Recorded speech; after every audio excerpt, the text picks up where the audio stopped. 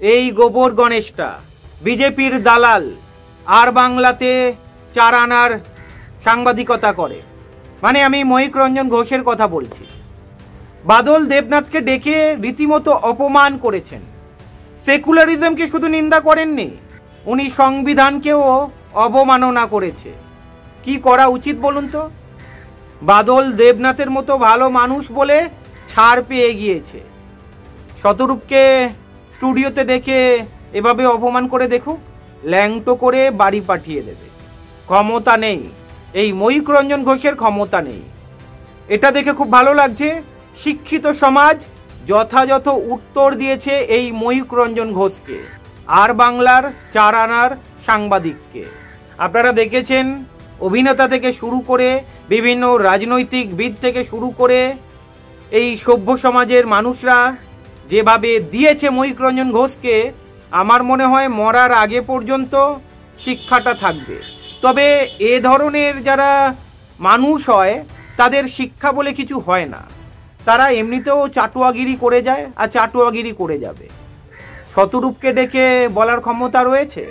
আমি ভাবছিলাম শতরূপ কিছু বলছে না। হট করে গতকাল যখন সাংবাদিকরা শতরূপকে ধরলো এবং এই প্রশ্নগুলো করলো, শতরূপ কি বলেছিল জানেন? শুনুন শতরূপ কি বলেছিল। কিসের কুসুম? লজ্জা লাগে না? গান্ডে পিণ্ডে এই মুহূর্তে আপনারা গিলবেন, গান্ডে পিণ্ডে ভারতের খাবেন আর ভারতের থালাতে ফুটো করবেন। বেরিয়ে যান যদি আপনার মনে হয় যে আপনি সেকুলার। আর জবাব চায় বাংলা থেকে বেরিয়ে যান, কাল দেশ থেকে বেরিয়ে যান, কারণ ভারতের সংবিধান থেকে সেকুলারিজম ওয়ার্ডটাকে সরিয়ে দিতে হবে। টাকায় খায়, তোর বাপের টাকায় খায় যে তুই ঠিক করবি কে গান্ডে পিন্ডে গিলবে আর কে একটু একটু খাবে। তোরা মোদির টাকায় খাচ্ছিস, বিজেপির টাকায় খাচ্ছে, আর ভাই ভাই দাঙ্গা লাগাচ্ছে, রক্ত ঝরাচ্ছে। কার বাপের টাকায় খায়? ভারতের সংবিধানে লেখা আছে ভারত ধর্মনিরপেক্ষ দেশ, যার পোষাবে না গেট আউট, বেরিয়ে যাক দেশ থেকে। যে বলবে ভারত ধর্মনিরপেক্ষ নয়, লাথি মেরে বার করে দিতে হবে তাকে দেশ থেকে। ভারতের সংবিধানে লেখা আছে ভারত ধর্মনিরপেক্ষ, কারণ বাপের দয়া এখানে হিন্দু মুসলমান একসঙ্গে থাকে না। সাবাস শতরূপ, সাবাস। ভাগ্যিস স্টুডিওতে ডাকেনি। শতরূপকে যদি স্টুডিওতে ডেকে অপমান করতো না, ল্যাংটো করে বাড়ি পাঠিয়ে দিত। যাই হোক, ওর ভাগ্য ভালো শতরূপকে স্টুডিওতে ডাকেনি। বা বামপন্থী নেতাদের যদি এইভাবে অপমান করে, কিভাবে ধোলাই বামপন্থী নেতারা দেয় সেটা মহিক রঞ্জন ভালো মতোই জানে, যার ফলে বামপন্থীদের পেছনে বেশি লাগতে আসে না। আপনারা দেখেছেন যখন বামপন্থীরা থাকে না তখন সেকু মাকু অনেক কিছু বলে। বামপন্থীরা যদি ওর স্টুডিওতে আসে, একবার যদি বলে, ধোলাই করে ছেড়ে দেবে। দেখেছেন না ওই যে ছাত্র নেতা সৃজন ভট্টাচার্য কিভাবে ধোলাই দিয়েছিল? আপনারা দেখেছিলেন কৌস্তব চ্যাটার্জি কিভাবে ধোলাই দিয়েছিল? আপনারা দেখেছেন সৈকত গিরি কিভাবে ধোলাই দিয়েছিল?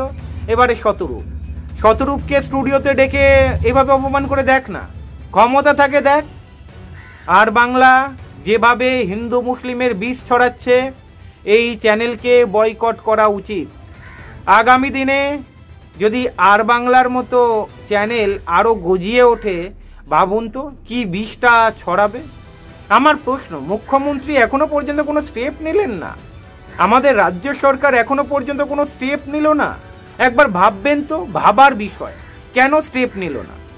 আর এই আর বাংলার 4 আনার সাংবাদিক কখনো নরেন্দ্র মোদীকে প্রশ্ন করেছে ভারতের বিভিন্ন জায়গায় জঙ্গি ঘাঁটি কিভাবে তৈরি হতে পারে? ওই যে শোনা যাচ্ছে মুর্শিদাবাদে এখানে ওখানে বিভিন্ন জায়গায় নাকি জঙ্গি ঘাঁটি রয়েছে, প্রশ্ন তুলেছে একবারও? এই যে নদিয়া জেলায় ঝন্টু শেখ একজন মুসলিম পরিবারের ছেলে, ভারতীয় সেনাবাহিনীতে ছিল, শহীদ হয়েছেন। কাদের গুলিতে শহীদ হয়েছেন? ওই জঙ্গিদের গুলিতে শহীদ হয়েছেন।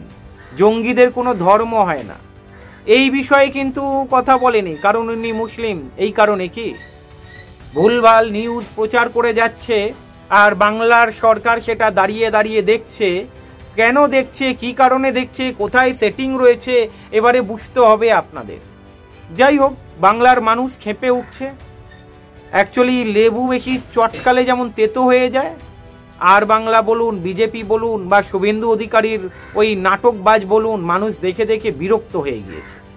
যার ফলে দেখেছেন এই যে মেদিনীপুরে কুসুমপুরের সমবায় সমিতি নির্বাচনে গো হারান হেরেছে, সব কটা আসনে হেরে গিয়েছে।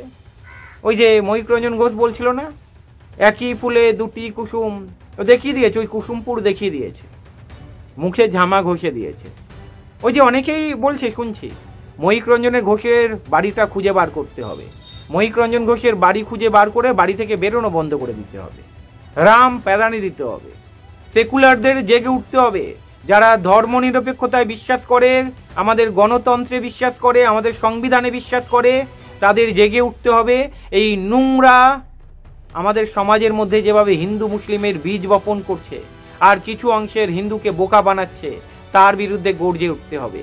শুভেন্দু অধিকারী আগামী দিনে তো গেল, বিজেপি থেকে গেল, 2026-এর পরে এই শুভেন্দুকে আর খুঁজে পাবেন না।